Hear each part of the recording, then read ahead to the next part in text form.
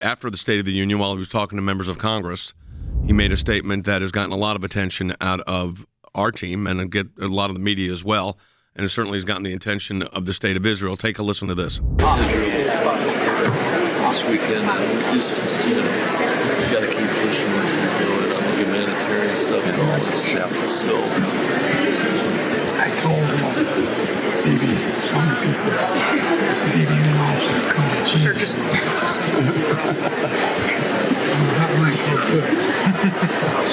So what he said there was he's talking to members of the Senate, and he said, I've told Bibi he's got to not do this again, not repeat this, and talking about some of the actions that they were taking militarily, and then I said, we're going to have a come to Jesus meeting. To which Bibi Netanyahu responded yesterday on Fox and Friends. It was an interesting response, I think, half tongue-in-cheek, but here we go. What does that mean to you, a come to Jesus meeting? I don't know. I'm not familiar with the term, even though Jesus wasn't born that far away from here.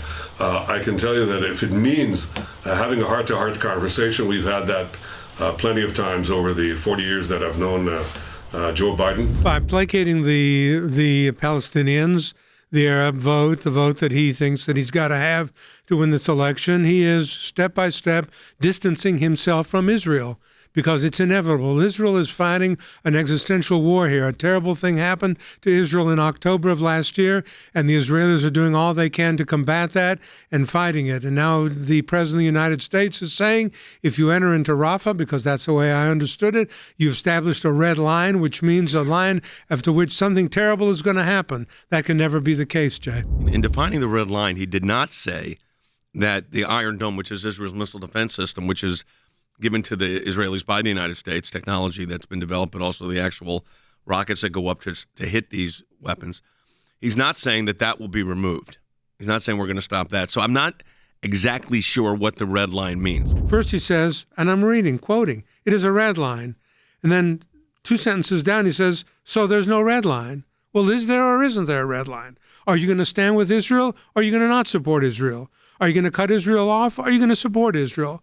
The thing is, I think he needs to defer to what the Israelis on the ground are saying and thinking, and not make these ridiculous calls back and forth. The figures, Jay, as you pointed out, of dead people are Hamas's figures. Yes. So I don't know whether those are true or not. I can't say. You got to take those with more than a grain of salt. If you study the history and you look at where Islam has come from and what we've been dealing with even in the last 25 years in the United States, you're seeing this is not new. You're seeing a replay of Muhammad's own dicta, his own theology playing out right now in real time in the United States and, of course, certainly in the Middle East. Quoting the Emperor Emmanuel Paleologos in the 14th century, and he said, what has Muhammad done that is rational or reasonable in the progress of his religion, and what has he preached? Well, he got tremendous pushback because of this, and tremendous attacks from the Muslims and the Muslim Islamic community, because he made a statement about reason and rationale. You cannot deal with reason and rationale when you're dealing with radical Muslims. Iran is using these proxies. It's the Houthis, it's Hamas, to a lesser extent right now militarily, it's Hezbollah. But folks, that's coming. The Hezbollah North fight. I'm on a Zoom call with our Israeli colleagues every Monday morning at 9 o'clock in the morning, our time. And we go through and I said, what does it look like up north? And they're saying likely some kind of military engagement in April and May that would be significant. Who actually wants a deal? Do you think Hamas actually wants a ceasefire? Well, I think Hamas would like a total ceasefire across the board, because they would see they have a better chance to survive and maybe rebuild. But that's not what I think. The vast majority of people think. You have to look.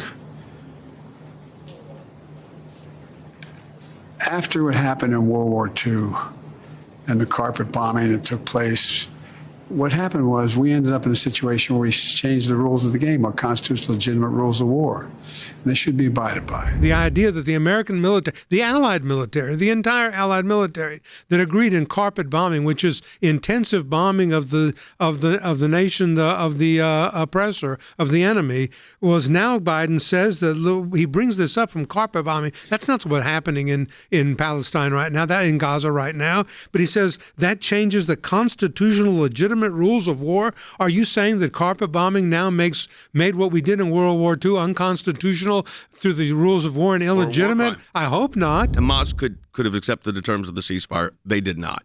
In part, I think it's number one, I don't think they know where the hostages are, or at least most of them.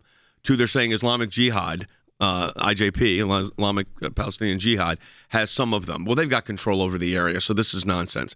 I think the reality is that a lot of these hostages are deceased. I hate to say that because we represent a lot of them, but I'm not optimistic on where it's going. By the way, we're looking at multiple tribunal lawsuits against the United Nations Relief Organization. We've already got FOIA requests out, but we've got plaintiffs that will be filing in the next probably week cases around the country and also in Europe dealing with this situation. Prime Minister Netanyahu seems to prepare to go into Rafah, which is in the northern portion of Gaza, despite what the president is now saying is a red line. I wanted to get your take on this overall.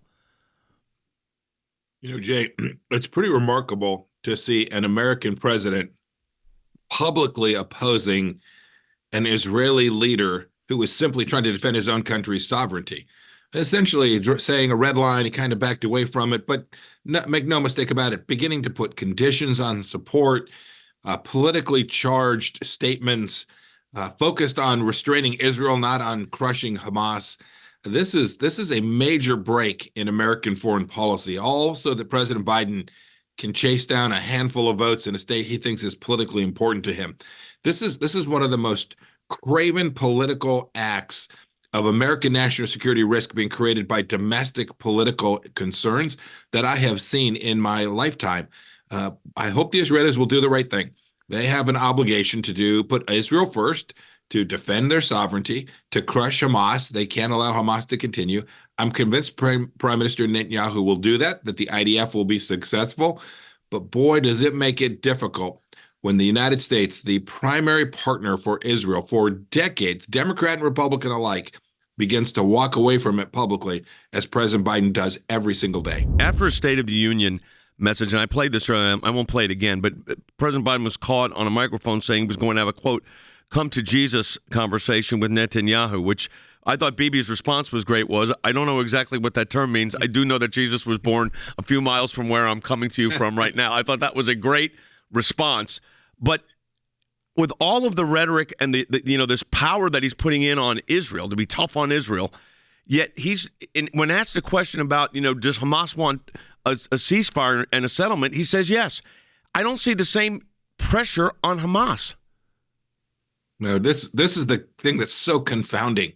The best way to get to a ceasefire, the best way to get the hostages back, Jay, you and I have been with those families, been in the room with those families.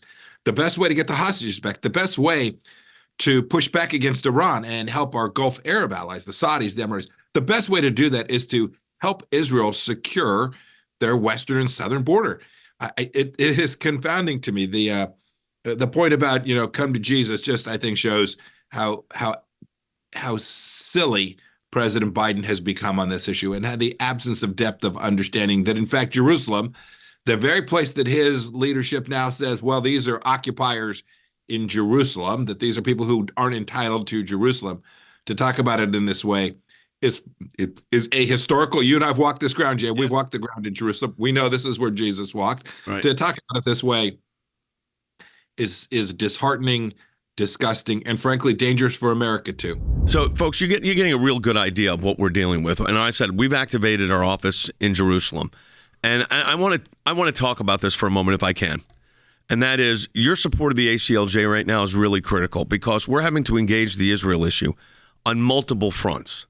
We're having to do it in the international tribunals. That's the United Nations, the Human Rights Council. We're dealing with the United Nations Relief Agency.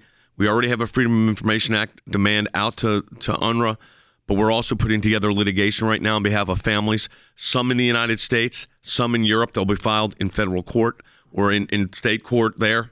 And I'm just telling you, folks, the work, the intensity of this work right now is very real. I was on the phone this morning, or a Zoom call that we do on Mondays and Wednesdays at 9 a.m. Our time with my colleagues in Israel. And we're at a very serious point. They're very concerned about what's going on up north with Hezbollah, which is another Iranian proxy.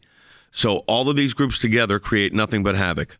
But your support during our Life and Liberty campaign means your donations will be doubled. And that really helps us fight back on all of these tribunals. Jordan's over with our team and our offices in Strasbourg right now. CC Heil's getting ready to go to Geneva for UN interventions. Domestically, we're working on the litigation that we're going to be filing right here in the United States probably next week. None of this happens without your support. And right as I said, because we're in our Life and Liberty Drive, any amount you donate will be doubled at aclj.org.